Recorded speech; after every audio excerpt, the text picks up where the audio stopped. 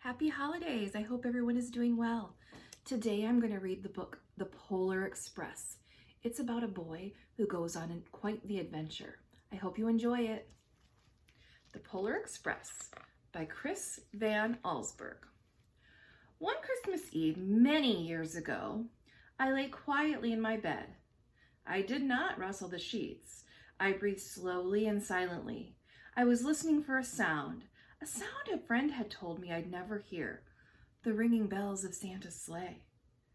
There's no Santa, my friend had insisted, but I knew he was wrong. Late that night, I did hear sounds, though not of ringing bells. From outside came the sounds of hissing steam and squeaking metal.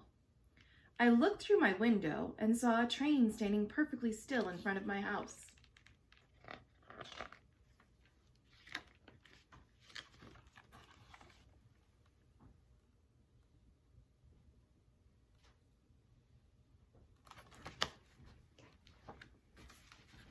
It was wrapped in an apron of steam. Snowflakes fell lightly around it. A conductor stood at the open door of one of the cars. He took a large pocket watch from his vest, then looked up at my window. I put on my slippers and robe. I tiptoed downstairs and out the door. "All aboard!" the conductor cried out. "Well," he said, "are you coming?" "Where?" I asked. "Why, to the North Pole, of course," was his answer. "This is the Polar Express." I took his outstretched hand and he pulled me aboard.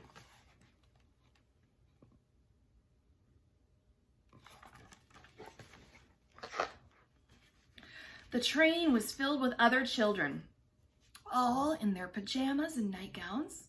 We sang Christmas carols and ate candies with nougat centers as white as snow. We drank hot cocoa as thick and rich as melted chocolate bars.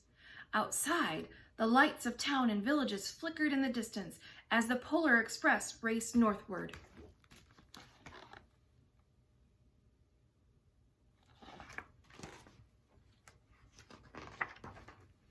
Soon there were no more lights to be seen. We traveled through cold, dark forests where lean wolves roamed and white-tailed rabbits hid from our train as it thundered through the quiet wilderness.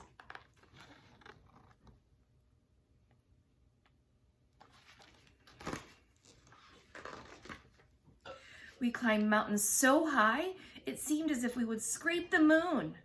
But the Polar Express never slowed down. Faster and faster we ran along, rolling over peaks and through valleys like a car on a roller coaster.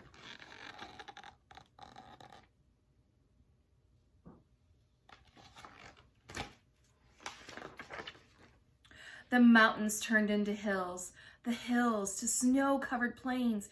We crossed a barren desert of ice, the great polar ice cap. Lights appeared in the distance. They looked like the lights of a strange ocean liner sailing on a frozen sea. "There," said the conductor, "is the North Pole."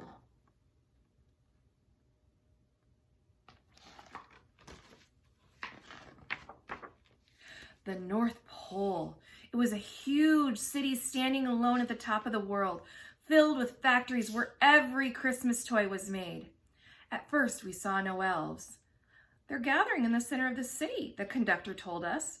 "That is where Santa will give the first gift of Christmas." "Who receives the first gift?" we all asked. The conductor answered, "He will choose one of you."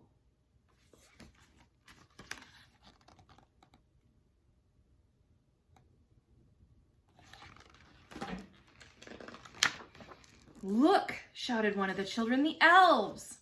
Outside, we saw hundreds of elves. As our train drew closer to the center of the North Pole, we slowed to a crawl. So crowded were the streets with Santa's helpers. When the Polar Express could go no farther, we stopped and the conductor let us outside.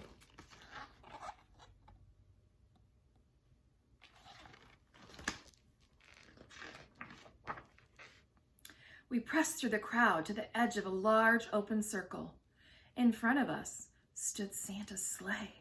The reindeer were excited. They pranced and paced, ringing the silver bells that hung from their harnesses.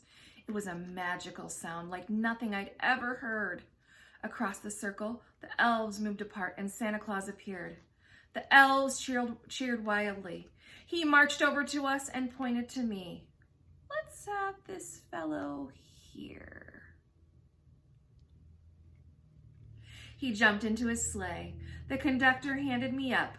I sat on Santa's knee and he asked, "Now, what would you like for Christmas?"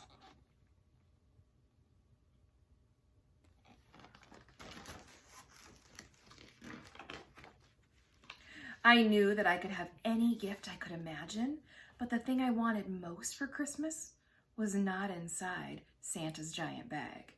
What I wanted more than anything was one silver bell from Santa's sleigh. When I asked, Santa smiled. Then he gave me a hug and told an elf to cut a bell from the reindeer's harness. The elf tossed it up to Santa. He stood holding the bell high above him and called out, "The first gift of Christmas!"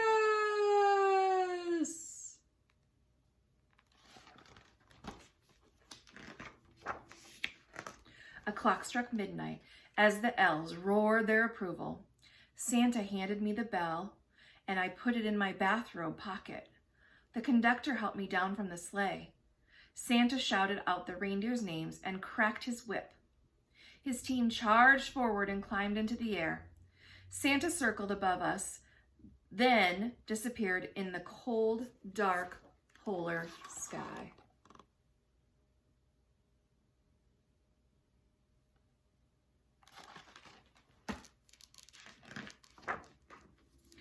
As soon as we were back inside the Polar Express, the other children asked to see the bell. I reached into my pocket, but the only thing I felt was a hole. I had lost the silver bell from Santa Claus's sleigh. "Let's hurry outside and look for it," one of the children said. But the train gave a sudden lurch and started moving. We were on our way home.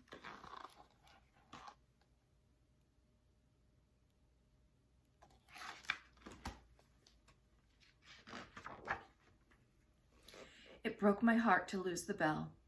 When the train reached my house, I sadly left the other children. I stood at my doorway and waved goodbye. The conductor said something from the moving train, but I couldn't hear him. "What?" I yelled. He cupped his hands around his mouth. "Merry Christmas!" he shouted.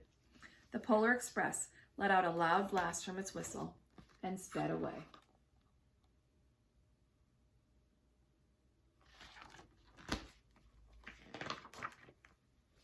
On Christmas morning, my little sister Sarah and I opened our presents.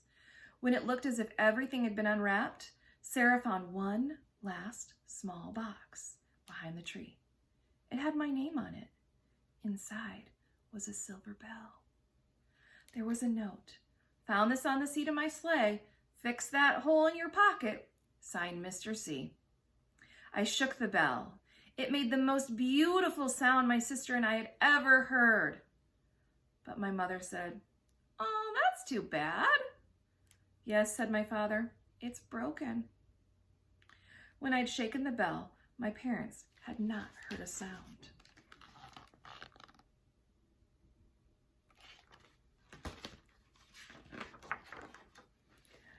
At one time, most of my friends could hear the bell, but as the years passed, it fell silent for all of them. Even Sarah found one Christmas that she could no longer hear its sweet sound. Though I've grown old, the bell still rings for me, as it does for all who truly believe.